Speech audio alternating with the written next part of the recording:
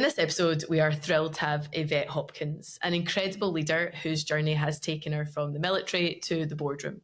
She embodies dedication, innovation, and a commitment to making a difference in the world around her. Born in England and raised in Scotland, she lived all over the world with the US Air Force. Yvette spent 30 years serving in the US Army, leading over 1,600 troops before transitioning to civilian life. She serves on many boards who are on missions to disrupt industries, from space exploration, women's entrepreneurship, poverty alleviation, and sustainable building. It is an incredible conversation, and we dive into Yvette's experiences, where she broke many barriers, and learn how her past has shaped her profound views on leadership, entrepreneurship, innovation, and giving back.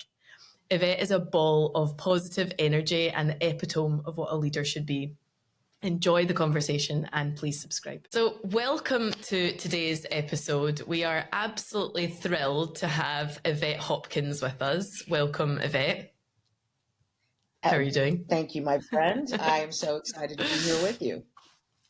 We are just delighted to have you. You are an incredible leader and you have a journey that stretches from the military to the boardroom and just truly embraces what it is to dedicate your life to teams and innovation and truly making a difference.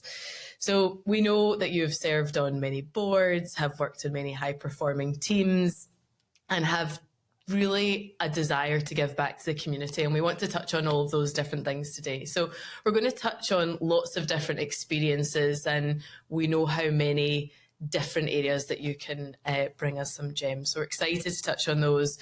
You've also broken many barriers, which I just am always fascinated by, those that were the first in all different degrees. And we want to hear about that because you've absolutely blazed a trail for those coming behind you, and learn a bit about your past and how that has shaped your views on leadership, innovation, and all of those good things. So we're very, very excited. And I want to just touch on the personal story of when we first met. You came to Scale Up Scotland in Blair Estate, stunning Scottish castle. And it was the very first meeting of a group of entrepreneurs who'd never met each other. And you came in the room and just everyone was spellbound by what you had to say, and the communication, the trust, it just blew us away. And I think everyone was like, okay, this is what this program's all about. Like the bar was set pretty high. So yeah, I won't forget that session. And I've seen you speak many times since, so I've lots of kind of personal fangirl moments. But yeah, thanks for that experience. And let's get into it. So you are an absolute trailblazer, and maybe at those times you didn't even know what you were doing, but you've set the example for those to come after you. Can you just scene set a little bit for us and tell us about some of those firsts and when you were the first to do something in your space, and what does that mean to you, if you can open with that? Well, first of all, I'm blushing by all of the things that you're saying, so I actually have to get my lips ready to move. I'm like, wow, are you talking about me? No, and thank you, Laura. I appreciate that. I think all women in many ways are trailblazers, and then women of a certain age, are probably doing, some trailblazing of their own there. But no, I think really, when I think about, to the spirit and intent of what you're asking about trailblazing, I think it started at an early age for me. And I think that's because my parents actually looked at me and said, you can do anything you want to do. You can be anybody you want to be. And I just didn't know any different. And I can remember, I really loved to play sports when I was a little kid. And I remember wanting to play, because you can tell by my voice, I kind of grew up in an American setting, that I really enjoyed playing sports and wanted to play football and baseball, American football and baseball, when I was young. And I didn't know till later, and I got to play. I said, I want to play. What I didn't know later was, of course, my mother had to go in with fists blazing and saying I didn't understand all of the support and infrastructure around me for that. So you could even say, just from that onset, being told I can be and do anything I want was really sort of the principle that I took through life. So yeah, I can rattle off a list, but it just I was when it came to the military, I was the first female cadet commander in our school, alma mater, which was the first historically Black university in the United States. I was the first woman to lead what was called a tactical analysis team, which was a counter drug team in the U.S. in Central America. This is back when we were fighting the war on drugs. Now I think we've just sort of capitulated, but anyways, that's another story. It was the first woman. It was just like, oh my God, a woman in Latin America working with the Latin American, drug forces. Can she do it? Will she? I just didn't know. I just went and did it. It was something I wanted to do. I was also the United States' first woman and what we call a brigade combat team. I was an infantry brigade intelligence officer. And at the time, there was big discussion. Can women, be on the battlefield and, serve our nation at this tactical level with all these men? Oh my God, toilets. We'll have to think about toilets. Like, just all this, quite frankly, bullshit, but, so, I did that. And then I was the first, when I was actually the last job I had in the military, I was the first woman who's the senior intelligence officer for a special operations organization, a theater special operations organization theater. And so those were all, when you're young, you don't know. You're just like, oh, I want to do that, or, it's going to help my career, or I'm just trying to learn. I think it's when you get older, when you start to realize, oh shit, people are watching me. And what I do in this particular job and how I handle it could have an effect on women behind me. Like if I screw this up, then the next person behind me, they might be like, oh, see what happened when we put a woman in that job. And so, I think if there's anybody out there who's, thinking to themselves, oh, maybe I don't want to be the first, I'd say be the first, because it's not about you. It's about the people who come behind you. And it gives not just women, but people and organizations across the, breadth and depth, the opportunity to see that anybody, given the opportunity, can rise to the occasion. Wow, that's an incredible introduction. And you touched on something that I heard before, that was when you go back to your parents and you have that kind of spirit of you can do anything and you're safe and secure and you're loved, you are, the luckiest person on earth. And it almost puts this kind of immovable golden egg within your body, because almost nothing can hurt you because you've got this really strong core. And I think that's the gift that your parents got. And so fortunate, because it enables you to go on with that really safe place to come back to. And I guess leading on from that, when you were the first in all of those industries and all of those jobs and all of those people were looking at you, could you feel that at that time? Or do you think it's only when you reflect on that? Because sometimes I think you're just like you touched on, you're in it, you're getting on with it. And then later you're like, oh, I was the first that did that. All right. Exactly. Yeah. Or did you feel there was like this constant pressure leading up to it? What did that feel like? Yeah, I think, well, first, I mean, I wasn't, there were women who went before me who clearly I was standing on their shoulders. And so, I remember as a young person looking at them and, watching their behaviors and looking from afar at their leadership style. But, I think, again, I didn't think about it much until there was one position, and that was as the infantry brigade S2, because I felt like the Army was looking at me, that senior officers were all, because I was about to potentially change policy, which I think I had a small part in doing that. And I'm really proud of that, in the sense that, I did go over, and so I was in combat in Iraq 2003. And before I went over, there was, I'd say, some of the even lower down at the battalion level, which is a lower organization. I'd say, hey, I've got some great S2s. They're women. And they'd be like, no, Yvette, we cannot even have, women at this lower level. But once we got there, nobody cared, because it was about saving lives. And by the end, they were like, Yvette, give me Serena, give me this person, give me that, give me Jill, I really need this person. What that did was open a policy that said women can be in combat positions. They can be in special operations. They can go to Ranger School. And now today, through a long lineage of women who did incredible things, every position is open to women in the United States military.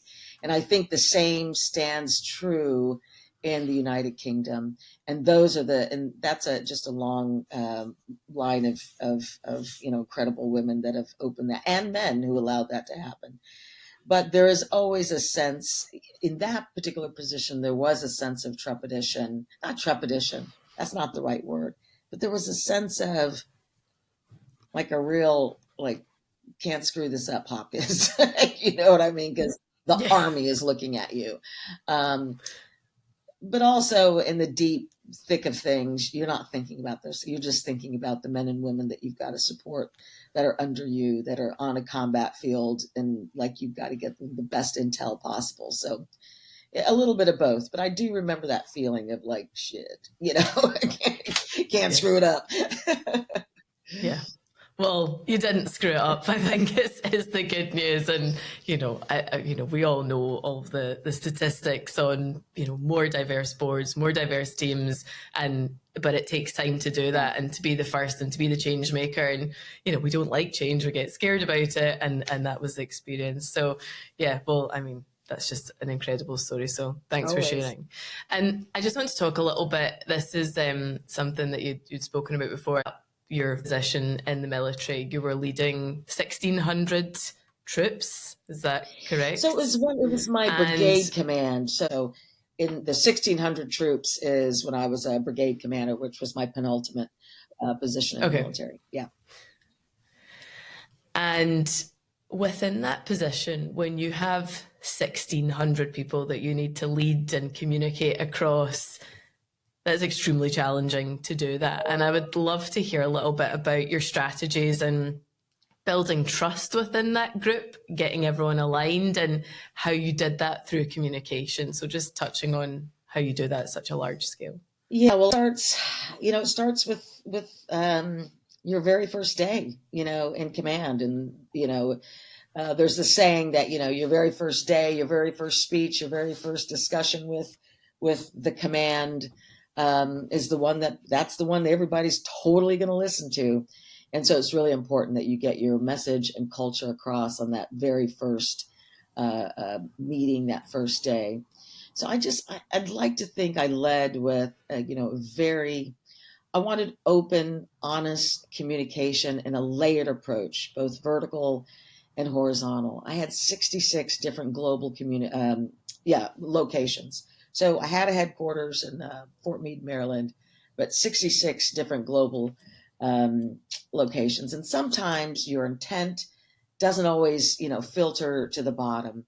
So what I did was I had a very aggressive communications plan. And it started with, I had quarterly what we used to call quarterly training briefs. That was a week set aside every quarter. That might be too much for some organizations. It might be too little, but for my organization, it was just right. And we did consistently the same thing. We had a town hall. I went around to each of the units and got a brief and gave them my guidance. We had a fun run. We had a social event in that week. It was always the same. And there was an opportunity at my town halls for people to ask questions. I'd give information. We'd get information. I'd receive information. I would get, but I had an anonymous tip box, if you will. And folks would, of course, the boss tips. And some of them, was like, we need more toilet paper in the bathrooms. I'm like, okay, we'll figure that one out. But some were hard to, you're going too fast. How do you slow down? How do you slow the unit down? And sometimes that would be the first time I would hear. And so that was really important. I also had a magazine. I also had videos when there was that went out to all the different locations. if, for example, there was a crisis, not a crisis, but there was a big congressional um, item where like the civilian pay was going to be stopped. And so how do I tell people, like, listen, we are working on this. This is what's going to happen, because there was a lot of confusing information, something like, the pandemic. So I wanted to get that information out from me. So we put videos out. I put commander's notes out. But I think the thing that was the most important is I visited those 66 different locations, not to take away from the commanders and the leaders in those organizations, but it gave me what I call a dipstick check. When you check your oil, it's that check. Is the intent of the entire organization getting down to the lowest level? And then I get to hear the lowest level, hey, we don't have enough resources. You're asking us to do this, and we need more money. We need more people. And that's the way you do that. But I think most importantly, you've got to create the culture where you're not just blasting downward, but people feel comfortable to speak truth to power. And you've got to take it. And sometimes it's not always pleasant to hear, ma'am, this is not working. We need to change this. And you're like, yeah, I've been working on this. This has been thought out and analyzed. But it is how if you have a good team and you can take it, you want free, open, honest communication to the best of your ability. Sorry, that was a long-winded response. No, it was great. And I think, you touched on a couple of different things. That consistency in communication, especially when you're in a world that can be unpredictable or changing or really challenging, something that people know this is the kind of time for communication and feedback, and this is the order, I think really helps build that psychological safety, because they kind of know what to expect. And it's when things are all over the place, or meetings get cancelled or missed, or, the town hall's going to be pushed a quarter, all of that stuff. I think we don't like that uncertainty, so when you're in an uncertain space, that consistency is so important. And creating the space for feedback, because so much, like everything that we see is our own perception, but what you learn from the feedback is everyone else's perspective. Yes. And I am still blown away by like new starts that come in and how they interpret something, or people have been here a really long time. Yeah. And it's just like, it's really humbling, I think, when you realize, that's how it feels to be in your shoes, and you just can lose sight of that sometimes. So I'm huge advocate for feedback. And I always feel, if people are giving you that feedback, they care enough to do it. If they don't care, they're not going to write anything. So absolutely. I think it's a really caring thing. And in the reverse, if you're giving someone else feedback, it's because you care, you're invested, you want to see them grow. And likewise, if they're giving it to you, they want to see the organization get better. So communication is the hardest human skill to get right. And we are all still learning it. So it's just amazing at that scale. So then moving on to more of the, the high performing teams, which the military are, so well known for. And I've heard you talk about a couple of different strategies that you use, like after action reports and how you do that kind of real debrief with the team. Yes. And I'm interested to hear if you could talk a little bit about that, and what do you think those core strategies are for building a really high performing team? Yeah, high performance teams. I mean, that's what it's all about. I don't care if you're, the head of Coca-Cola or whatever. When you really get down to it, it's the small teams that build and make up that entire organization. And so the higher performance you have, it just makes the entire company organization better. I'm a firm believer in failure and allowing people to fail, to learn, to fail, to learn, to innovate from that failure, to learn, et cetera, et cetera. And, going back to our communication, when high performance teams are too hierarchical, I don't think that's a good thing. I think you've got to have a culture where everyone has a voice, particularly if it's a small team, in any team. And that voice, somebody's going to have a better idea than you. You know what I mean? And if you think that you hold the magic keys to being better, then I'll tell you right now, you're wrong. And then however you do it, some teams, will go out together, socialize together. Some don't. But what you have to build is the sense that everybody's got your back. And of course, that is something that the military does very well. But even, in companies, if for some reason, life happens, your kid gets sick, you're out for 3 days, there's an important project get across the line. Are you all, understanding of, what your left and right teammate is doing, so that if that person has to step out, you've got their back? Having somebody's back, in the sense that somebody's got your back, is a really important thing. But I have talked about what we do in the military, what we did and what transitions well into any high performance team is, whatever the task is, if you're really trying to build, maybe you want to do something faster, maybe you want to do something more creatively, but you do a task, or a mission or an operation, and as soon as it's over, we used to do something called hot washes. Right there, just everybody stop. Okay, 3 up, 3 down. What worked well? Like, while it's so fresh in your mind, what went well, what didn't go well, and write that down. Okay, move out. And then a couple of days later, because as with learning, learning can happen, immediately, but you need time to digest what happens. That's when you do what we call an after action review, where you bring everybody in and you do this methodical, from the very beginning of when you all decided to do whatever mission, project, or whatever, from the very beginning, and you walk the dog in a very, very organized fashion. But then, and you take down what you learn as a team, what worked really well, what didn't work well. You take that down, you codify it in hopefully a learning center or a learning portal that you have, and then you change your standard operating procedures. And then when you test that again, you work on the things that you were like, oh, we should do this better, and you work on those things, and you if it didn't work, you just take off the table. And that ability to go, okay, we failed at this, but we learned this. That's not easy. That's not easy, because you've got to challenge your assumptions, challenge the way that you've been thinking. But that's how innovation happens. And I'm a firm believer in that, in terms of building high performance teams. I love that. I think so often, particularly in business, and probably it's just human nature, we're always trying to go forward all the time, like move on, go quick, move on. But actually, we don't take enough time to really reflect on the whole process. So say like you're pitching for something, we don't go back to the very, very beginning and the whole process. Maybe go, oh, that last meeting could have gone better. But I think actually, what was your thinking at the very beginning? What was the outcome you expected?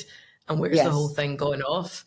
And that kind of builds on that continuous improvement. So I think, that spending the time to do that is really something that we don't do enough in business. Pitches are a very, very good example. While you'll always have a different audience, there's something you're learning along the way by the questions that they're asking. And, get an observer, if you will, that's just on the side, that's not vested, that can give that honest feedback. That's a good point. And something else I'm interested in, I think the military does really well, and something I think is core to leadership, is reliability. So it's maybe not like the sexiest bit of leadership, but just doing what you say you're going to do, and being a reliable, consistent person can be maybe overlooked with some other bits and pieces. But is there anything specific in the military that happens that you say, that's how we build reliability and then subsequently trust in a team, that you can talk to? Yeah, that's a great question.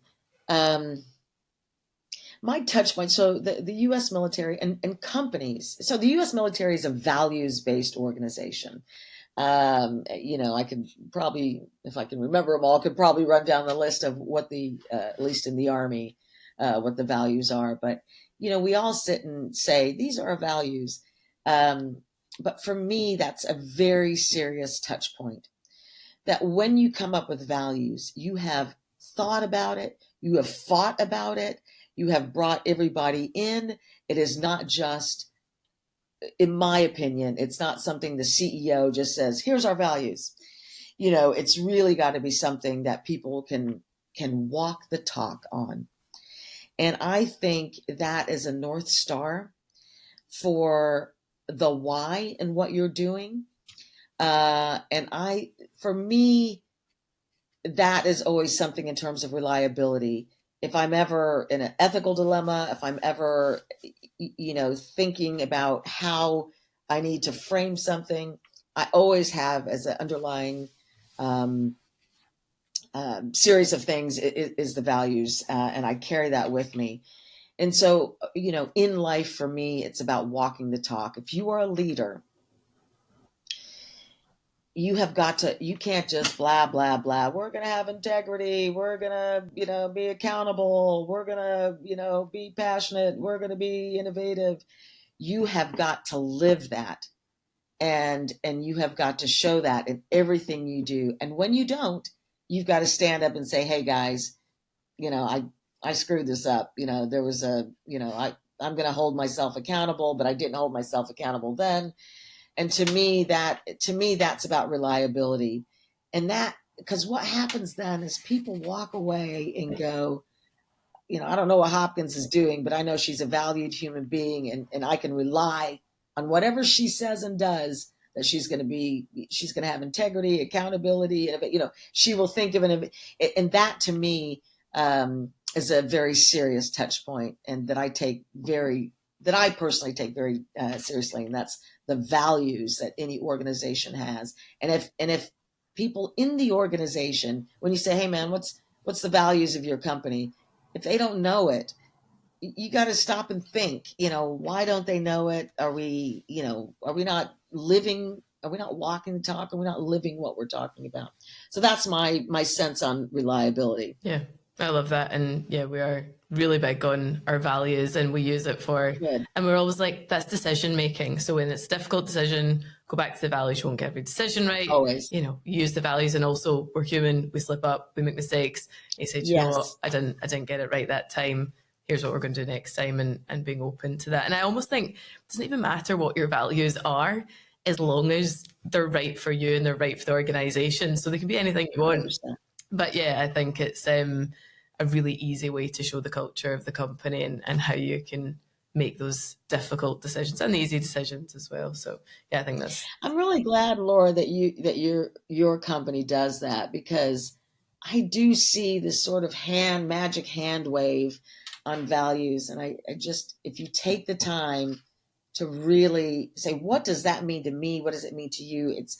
You can have really phenomenal conversations within your company, within your team. Yeah. So, and kudos to you. I think it's bringing them to life. So, like the typical things, people have them on the wall. No one knows what they actually are, but we have every single review that people do, the awards every year, and we, recognize our team all the time. So it's become just part of the culture, but I don't think it happens overnight. Like, I think we did that maybe 7 or 8 years ago, and it's consistently talking about the values, relating behavior back to the values, and recognizing people when they show those, and dealing with situations when people don't. So it's been very clarifying, I would say, for us to have the values in place. Excellent. So then, moving on to a topic that I'm personally fascinated with is grit and resilience. And I look at my children and the team and myself, and I think grit is something that just, again, is not like the most interesting sometimes, because it's just showing up all of the time, day after day. And again, I'd just love to hear your insights on what do you see maybe from a business point of view, and how do you build that resilience when people are at the early stage of their careers, later? I'd be fascinated to hear your thoughts. Yeah, wow. Grit is the ability to keep on trucking, to keep on going. And there are days, that you're like, oh my God, like, I don't want to face this day. For a leader, I think it's knowing that people count on you. You know what I mean? And sometimes it is putting on a brave face. Sometimes it's perseverance. But I think what has always motivated me is knowing that people are counting on for me to lead. That's what leaders do. They lead. for folks who aren't necessarily, and you've heard me say this, I think all people are leaders, at different points in their life. But let's just say you're not in a leadership position, but you are in a high performing team. I think that sense of not letting your fellow teammate down is something. If you have that, if you're in a high functioning good team, you don't want to let your brother or sister to the left or the right of you down, and that's okay. So grit is about perseverance, but I'd like to think that grit is also about perseverance with joy. Like, I love the feeling of a hard day's work. You know what I mean? I love that feeling at the end of the day or whatever. You're like, whew, I'm going to take a minute.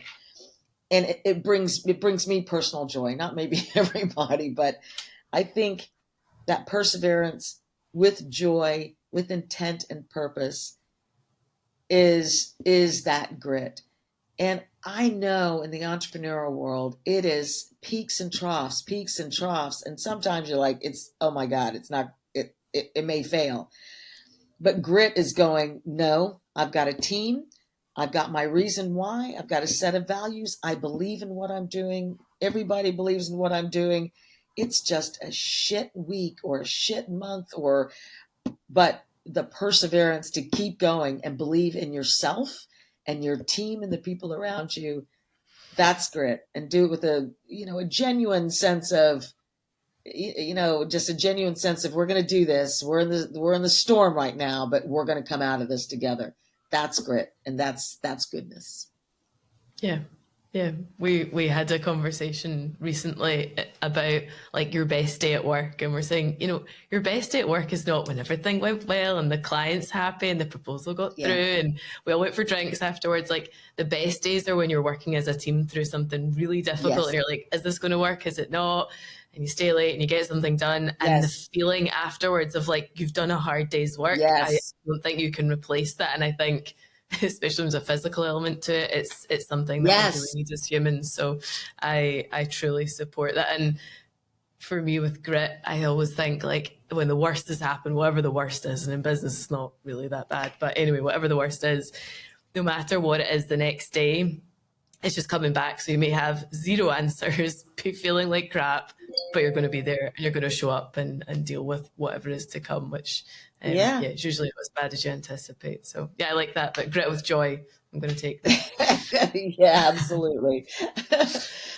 So moving on a little bit more to business, and I know that you've served on lots of different boards and been responsible for selecting boards and leadership teams, and I'm interested in how you've seen diverse boards really thrive, and how are you intentional about that, and what's the difference maybe in companies when they've kind of changed up that board structure or leadership team? I'm interested if you've got any insights there. Yeah, no, I think that's a really fair question. I mean, first and foremost, the data. I mean, we have overwhelming data, studies, just overwhelming, that says the more diverse a board, more diverse a team, more diverse a company, more diverse whatever,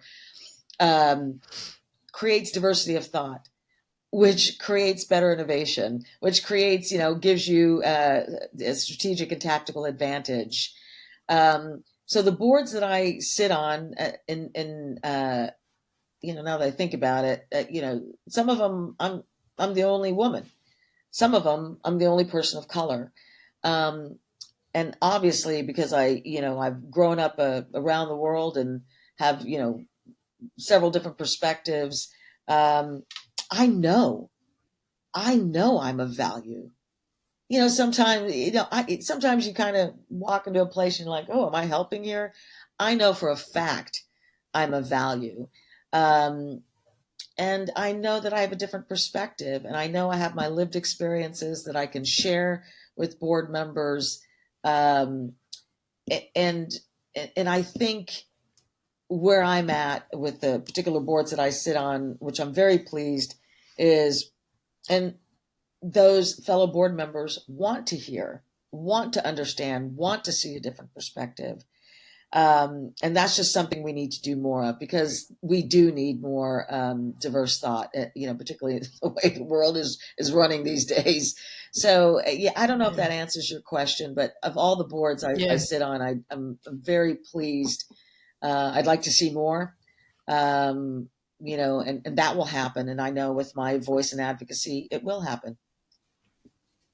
It does. And it's being the first again Yeah, is then somebody says, oh, maybe I can do that. And you're role modeling and you need somebody to have carve that path, because if there's nobody there, you just don't think of it as an opportunity for yourself. So I think just your presence being there is really encouraging others to do the same. And I think that's what I see when you have a more diverse team.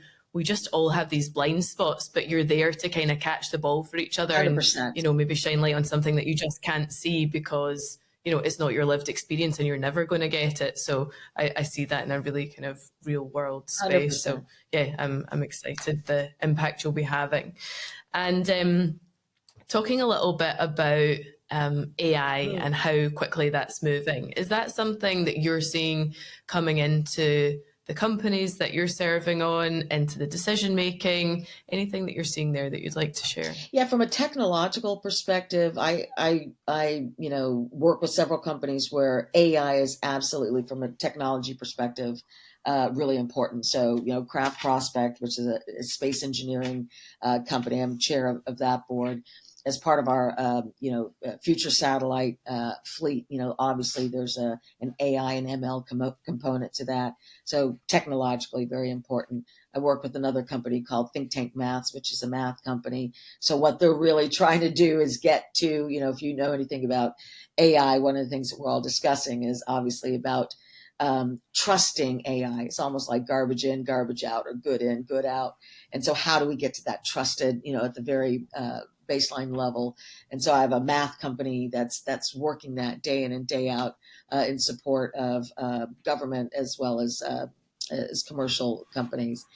But that's on a technology perspective. From a leadership perspective, I just spoke to a group about leading through AI. There was a woman there named Stephanie Hare, who's phenomenal, Oh who yeah, was talking. Do you know her? she's great. Yeah. Okay. So yeah, I that's know right. her. That's right. Yeah. So she was talking about, it's sort of like, a doom and gloom, like, the world's going to end, sort of thing. That no, she was very professional and just kind of saying, hey, here's the things that we've got to watch out for. And what I did is came in behind to say, listen, we've been here before. Whenever there's, a pivot in technology or a pivot in the way that we see things, there's this immediate doom and gloom. But we as leaders, we as, people that are in the business field we've got to work with it. The cat's out of the bag. There was a time when we thought, with the, certain technologies, there goes all our jobs. Well, trust me, there will be other jobs created in other locations. So it's not, as leaders, we've got to keep steady, think through the process, think through the future, and provide that steady hand. But also, it's our responsibility to really learn the ins and outs and ups and downs. And so, the cautionary tale on all of this is, of course, some of the ethical standards that we've really got to take a look at. Um, some of the, trusted reasoning with AI. Do we trust what's being said? We live in a world of disinformation, misinformation, and what's becoming really a most expensive commodity is trust. Trust as a really important part of our daily lives. So I'm here. I'm in it to win it. How can we use it? I've got companies that use it. I personally use um, or have been using it to help me multitask. So if I know I've got something coming up a couple of weeks down the road, I'll set AI off and running, to help me. So when I come back to it, I've got some things that are thought out. But even then, you've got to be a person that asks very good questions. So that still requires you to have good thinking skills, good critical thinking skills, because again, garbage in, garbage out. So anyways, I don't know if that's helpful to you, but Yeah. yeah. No, it's very helpful, and I agree. I think it's just the next change that is within our environment that we need to navigate through, and it's happening. So what are the opportunities, what are the challenges? And it's the same way, we've dealt with search engines or scientific calculators or cars replacing horses. Like, these are kind of natural points in Yes, history yes, that technology yes. takes over, and lots and lots of new jobs will be created. And it's like, how can you upskill your team? And I think, our default is Yeah. fear typically with these things, but actually, Yes. once we figure out how we're going to use it, the opportunities are huge. And yeah, for me personally, it's just amazing. I feel like I'm creating more time for myself, which is almost impossible. So yeah, huge fan. But we've got to have but in all of those things that you just laid out, from horse to car, we eventually came up with a set of rules that we as a society live by. And I think we're not there yet. No. But that will come, Yeah. and that's Yeah, important. it's definitely a bit of the Wild West just now, but I feel it all normalizes eventually. It just is kind of the natural way that we live and work. And I wanted to touch on Quick Blocks, the company that you're also working with. I think that is just a really interesting business, and their motto is enabling you to build anything, anywhere, which I just think is very cool and a disruptive type of company. So, and I know that you are very focused on transforming communities and how do you give back here. So can you talk a little bit about your involvement and what kind of things you guys are doing? Yeah. So, Quick Block, I just, so this is what the they people say. The they people say that when you're on a board, you shouldn't fall in love with the CEO, because I think they think that you'll get too close and you won't be able to make decisions. I don't care about that. Why would I sit on a board if I don't love the CEO or MD, or if I don't love the company? Like, why would I do that? So I love to work with really positive and great people. And Andrew Vincent is the CEO of that, and Tom Thompson, formerly of Reuters, is the chairman, and I just love him. We have a great team. But so how I got involved, I was asked to they came knocking on the door. And first of all, I believe in the product, which is basically, it's a replacement for in many ways a cinder block, and I don't know if we call it a cinder block in the UK, but yeah, just I know what the you mean. baseline for a building. But it's got a set of simple but important structure that allows you to flat pack it, pop it out, using no tools. It's using recyclable materials. It is recyclable itself. It is, you can tear structures down easy, build them back up. It's like Legos. And so the first thing is, I believed in that product. And I, obviously still believe in that product for many reasons. And so the journey, and of course, Andrew is the best person to tell you about it, but the journey and where we want to go is exciting. What I often tell Andrew is, like, what I see for the company is, here's Andrew a couple years down the line, and he's standing behind his desk or whatever in his Quick Block office, and he's got a map of the world, and we are providing quick blocks around the globe. We recently had a strategy day, and we talked about our values and where the board wants to see this. We want to get Quick Block into the hands of maybe communities that don't have the economic infrastructure for people to build things. So imagine, if you will, instead of the old, refugee, there are refugees all over this world. What if we were able to get Quick Block into their hands? So instead of the old tents that you see, these fields and fields of tents, but where a family can take ownership, build their own structure themselves, and how they'd want to see that when they are able to move on, get situated, that they can collapse that and give it to another company. And that's the end state, the end goal, the ability for people to put up structures for kids, for old people, for people around the globe. And that's the overall intent. And I am just excited for the journey that Andrew is going to take us on. And there's not a doubt in my mind that he's going to achieve his goals. He's a very smart person. He's got a phenomenal, young, and exciting team. And it's just a joy to work with them and be around them. What an incredible business and global impact that you have. I will be following that very closely. So moving on to the future for you, you have so many different areas that you are involved in, from space exploration to entrepreneurship to poverty alleviation. Where's your focus going to be over the next year, and what you're most excited about? Oh my God. I'm beyond excited. 2024 I mean, do you feel this way? I feel like 2024 like came in with a roar, like a lion. It's like, and I don't know if it's just we finally gotten over or starting to slightly pick back up after the pandemic.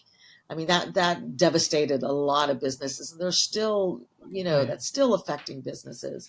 But I have the sense that we really are starting to pick up. So all of the boards I sit on all have very exciting years ahead of them, and I'll just quickly rattle off if you'll bear with me. But Space Scotland, it has an all new board. This is a launch year for Scotland. That is going to bring so much international eyes to Scotland and to the United Kingdom. And that's business, a greater and thicker space economy. I'm very excited about the year for that. Women's Enterprise Scotland, which I sit on, which, is just so near and dear to my heart. But they're about to publish a new study and survey. As you know, they not only assist with women's businesses, but they're an operational research firm too. They're about to put a survey in an election year that I hope that I know will grab the attention, ear, and hopefully a little money from some from our politicians, as well as help to show Scotland where we stand. And it's not all good. We still have work to do. So I'm very excited about that. Craft Prospect, which is my space engineering company, those guys, they're amazing. So they're doing incredible emerging technology. They were just given, huge grant by the European Space Agency to perform a project called Volt. And really, I won't bore you with all the technical stuff, but it's a really new and critical way to look at and bring down information from our satellites. They are a prime. They're a small company who's now a prime, who's bringing 11 other companies, onto that contract, Scottish and UK companies. This is big. It's really big. So I'm very excited. So that's kicking off, and that's happening this year. The Shetland Charitable Trust. So, I'm from Shetland, and we just are finishing up our 5-year strategy. And so what that will do, it's only the second time we've had a strategy. So we're going into our second iteration. It's new, it's innovative. It'll provide more access in terms of poverty alleviation to help charitable organizations help with not only poverty alleviation and in Shetland, but also to help, in terms of our cultural heritage. There's a lot of things in terms of our cultural heritage and maintaining that. So I'm very excited about that. And again, quick block. It's breaking into a new sector, and it's internationalizing this year. And so just fingers crossed for everybody. So for me, I'm like, whew, it's exciting. And again, I love these guys for the hard work that they do. And I just, all of them are just punching above their weight and kicking ass. And I just, there'll be times that we'll fall, we'll stumble, but that's okay. We've got great teams that can weather the storm. So yeah. I'd love to see all of that happening. It's hugely rewarding, and I think these organizations are extremely lucky to have you as part of their team and have you in their corner, because you're just a ball of energy and positivity. So yeah, I'll be watching it all very closely. And Then just to finish off, we like to ask all of our guests the same question, and just reflecting a little bit on maybe the earlier parts of your career and journey. Has there been any advice that somebody gave to you a long time ago that you still hold really dear today and it still kind of is top of mind? I'm always fascinated by that. Yeah, well, the quote, so while Mahatma Gandhi did not personally give me this piece of advice, I always fall back on that, on his say. He's had so much incredible things that he put into the world, but be the change you wish to see in the world. It's so easy to sit back and, excuse my language, but bitch about things. You got to roll. There's a saying that if you're too busy wringing your hands, you can't roll up your sleeves and get to work. I like that. And so for me, be the change you wish to see in the world. And like, I care about Scotland's future in space. So I'm getting to it. I care about young women and girls and their future and being leaders. So I'm getting to it. I care about poverty alleviation and, all of us having an incredible opportunity in life. So I'm getting down to it. So I choose to help in the best ways that I know how. And right now it's helping lead leaders. So that's one thing. Don't be, as we've discussed, Laura, and that's, don't be afraid to fail. It's hard. Oh my God. I mean, I've failed in my life. But it's about that grit you talked about, getting up, dusting yourself off, knowing that there are people to your left and right who love you, who care about you, who may not always, fluff you up. They might give you some honest, hard truth, but don't be afraid to fail. It's the only way you're going to learn. It's a way to innovate. And then speak, I kind of feel like this is one of our Scottish characteristics, and that's speak truth to power.